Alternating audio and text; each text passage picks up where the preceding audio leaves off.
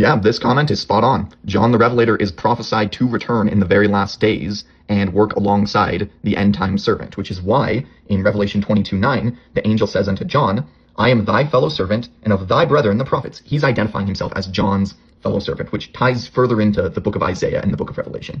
In Revelation chapter 10, the angel hands John a little book and tells him, thou must prophesy again before many peoples and nations and tongues and kings, which isn't him just showing up for 5 seconds to lay his hands on Joseph Smith's roll. He tarried on the earth for a purpose, right? In Doctrine and Covenants 77, Joseph Smith asked questions about the book of Revelation. He asked what the meaning of the angel ascending from the east with the seal of the living God is, aka the angel of the Lord. And he was told, this is the Elias, which was come to gather together the tribes of Israel and restore all things. That's the servant in the book of Isaiah. That's the root in Doctrine and Covenants 113. And it says that he is the one who will seal those in their foreheads who are of the church of the firstborn, or the holy order, which the Book of Mormon talks about. So this is the sealing power of the Holy Spirit of promise, which he holds. Now, if you scroll down further, he asks, what is the meaning of the little book eaten by John in Revelation 10? And it is an ordinance for him to gather the tribes of Israel and restore all things, because he is Elias. So there's two Eliases, which is why in verse 15 it says, what is to be understood by the two witnesses in the 11th chapter of Revelation?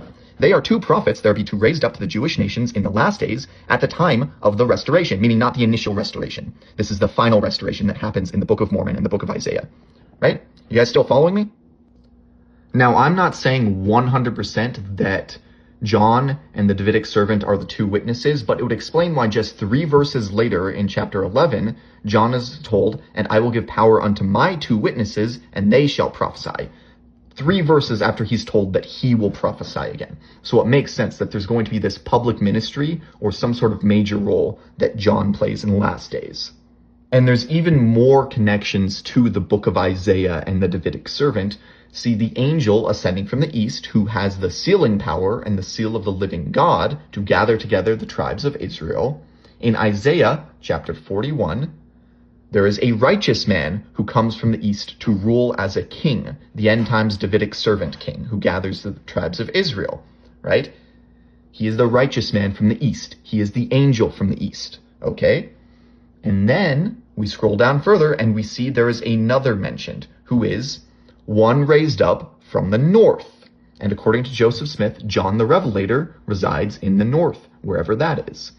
So that explains why he is John's fellow servant. And like it says, Jesus sent his angel to testify these things, and he that testified of these things said, surely I come quickly. So these things are going to happen. Yeah, this comment is spot on. John the Revelator is prophesying